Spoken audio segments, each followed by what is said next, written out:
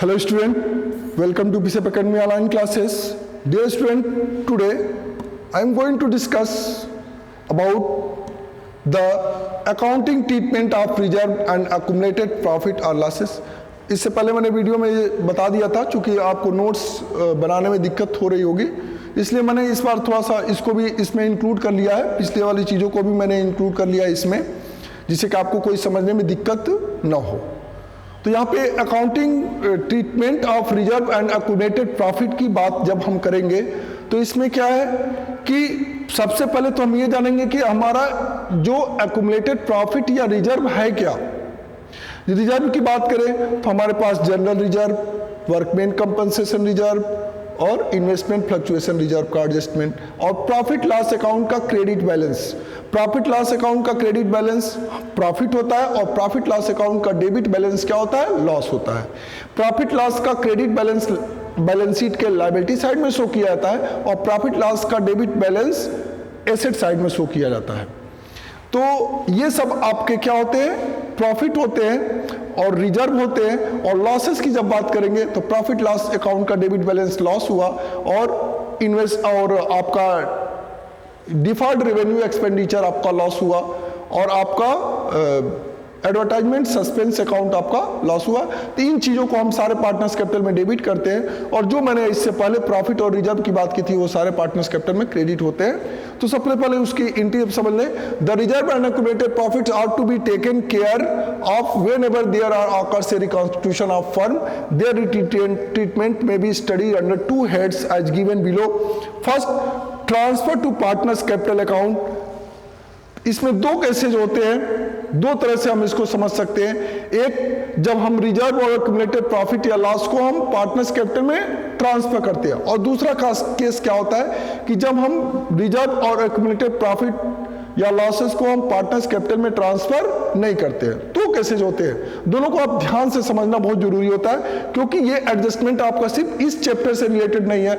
आप एडमिशन आप पार्टनर पढ़ेंगे उसमें भी रिलेटेड होगा, आप उसके आगे आप क्या बोलते हैं जब रिटायरमेंट या डेथ पढ़ेंगे उसमें भी इसकी रिक्वायरमेंट होगी, या इसके आगे आप डिसोल्यूशन पढ़ेंगे उसमें भी इस चीज़ की रिक्वायरमेंट होगी।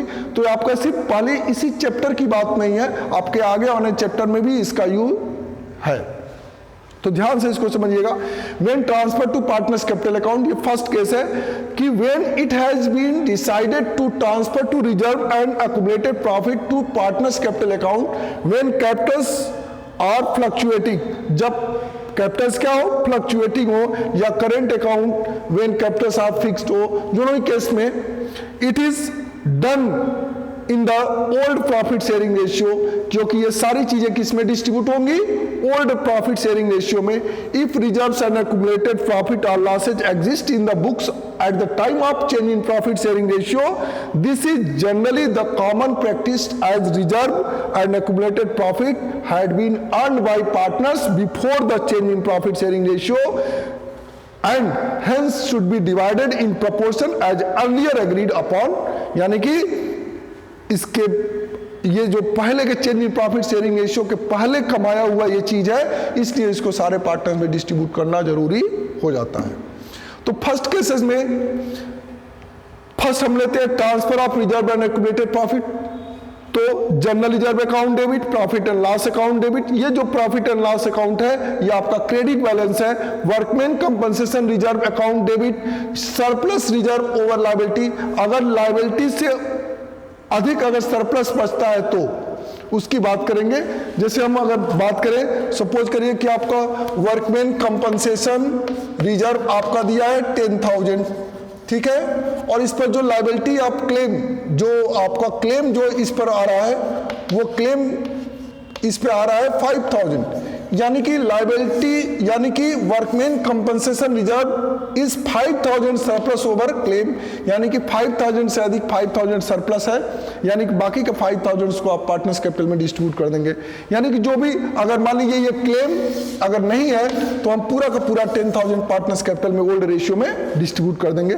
Investment fluctuation reserve account debit, surplus reserve over difference between market and book value of investment. यानी कि इसमें जो सरप्लस डिफरेंस होता है कि मान लीजिए अगर इन्वेस्टमेंट फ्लक्चुएशन फंड दिया है 10,000 और और बैलेंस शीट के एसेट साइड में अगर इन्वेस्टमेंट की बुक वैल्यू दिया है 5000 और उसकी मार्केट वैल्यू हो गई है 4000, ये बुक वैल्यू है, बुक वैल्यू अगर दिया है 5000 और इसकी मार्केट वैल्यू है, मार्केट वैल्यू इसकी अगर 4000 हो तो market value is 1000 less than the book value, then the 1000 loss will be covered with investment fluctuation fund, यानी कि इसमें से 1000 इसमें कवर हो जाएगा, बाकी का 9000 क्या होगा, डिस्ट्रीब्यूट हो जाएगा।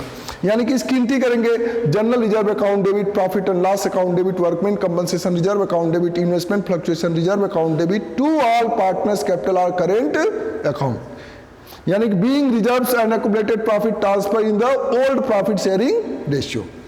नेक्स्ट आपका है ट्रांसफर ऑफ एक्युमुलेटेड लॉसेस। अब ये तो आप इससे पहले जो आप किए थे वो ट्रांसफर ऑफ एक्युमुलेटेड प्रॉफिट था, अब ये एक्युमुलेटेड लॉसेस है। ऑल पार्टनर्स कैपिटल अकाउंट, इसमें सारे पार्टनर्स कैपिटल डेबिट होते हैं। To profit and loss account का ये डेबिट बैलेंस है। टू डिफर्ड रेवेन्यू एक्सपेंडिचर या टू एडवर्टाइजमेंट सस्पेंस अकाउंट भी लिख सकते हैं। तो ये आपका ट्रांसफर ऑफ एक्युमुलेटेड लॉस।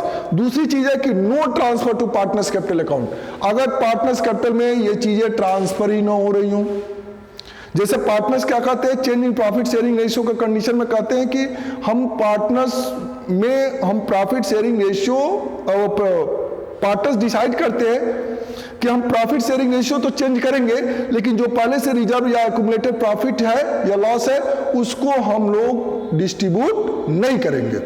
तो उस केस में हम क्या करते हैं कि वो सारे रिजर्व और एक्युमुलेटेड प्रॉफिट को हम क्या करते हैं, या लॉसेस को, अगर लॉस है तो माइनस कर देंगे, प्रॉफिट या रिजर्व है तो ऐड कर देंगे, सबको ऐड कर लेते हैं और जो भी अमाउंट आता है ऐड करने पर उसको हम क्या करते हैं, गेनिंग और सेक्रीफाइसिंग रेशियो में बांट देते हैं। और गेनिंग और सेक्रीफाइसिंग रेशियो का जो अमाउंट आता है उसी से हम एंट्री, एक सिंगल एंट्री पास कर देते हैं और ये आपका एंट्री हो जाता है। In case of change in profit sharing ratio among the existing partners, it there are reserves and accumulated profit appearing in the balance sheet at the time of change in profit sharing ratio, and all the partner decide not to change in existing portion of the reserve and accumulated undistributed profit or losses, or not to close this account. In such a situation it is necessary to pass an adjustment entry for the gain and sacrifice for the partner। तो मैंने क्या बताया, उन सबको आप क्या करेंगे, add करके उसको गेन सेक्रीफाइस में बांट देंगे। यहां पर देखिए मैंने एक क्वेश्चन लिया है कि A and B sharing profit in the ratio of 2:1, decide to share future profit in equal proportion. 2:1 का रेशियो है, इक्वल प्रोपोर्शन है, तो यहां पर आप पहले गेनिंग सेक्रीफाइस निकालेंगे। Suppose reserve appearing in the balance sheet amount is 30,000 and partners do not want to distribute them. In such a case old arrangement A is entitled to 20,000 and 10,000 in of such reserves, but in future after the change in profit sharing ratio each partner should be entitled to rupees 15,000 of such reserves, hence B must be compensated to A extent of 5,000. This amount is proportionate to the 1/6 share gained by B। तो इसका gain और sacrifice निकालेंगे, तो इसकी entry pass करेंगे B's capital account debit to A's capital account 5,000 से इसकी entry pass करेंगे। अब इस problem related problems, not to close the reserve and accumulated profit of profits and losses account. मैंने एक क्वेश्चन लिया है, ध्यान से इस क्वेश्चन को देखिएगा। Sunil and Anil are partners sharing profit in the ratio of 3:2. Their balance sheet showed a balance of 50,000 in the general reserve account and 40,000 in the profit and loss account. They now decided to share the future profits equally. Instead of closing the general reserve account and profit loss account, it is decided to pass an adjustment entry for the same. You are required to record the necessary adjustment entry to give effect the above arrangement।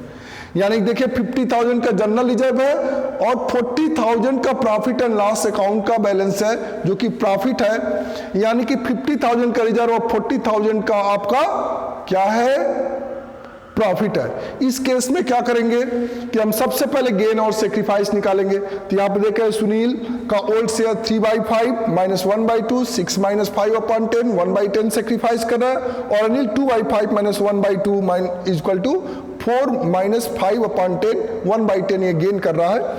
यानी कि अब हम क्या करेंगे, अब 50,000 और 40,000 दोनों में हम क्या करेंगे, सेक्रीफाइस और गेन निकालेंगे। तो 50,000 का 1/10 5,000 हुआ, 40,000 का 1/10 4,000, 5 4 9,000, यानी कि 9,000 सुनील सेक्रीफाइस करेगा और अनिल 9,000 गेन करेगा। यानी कि इसकी इंटी पास करेंगे, Anil's capital account debit 9,000 to Sunil's capital account debit account 9,000, और इसको आप डिस्ट्रीब्यूट कर देंगे। Thank you. Have a nice day. If you have any problem, then you can ask any questions on WhatsApp group or Google Classroom.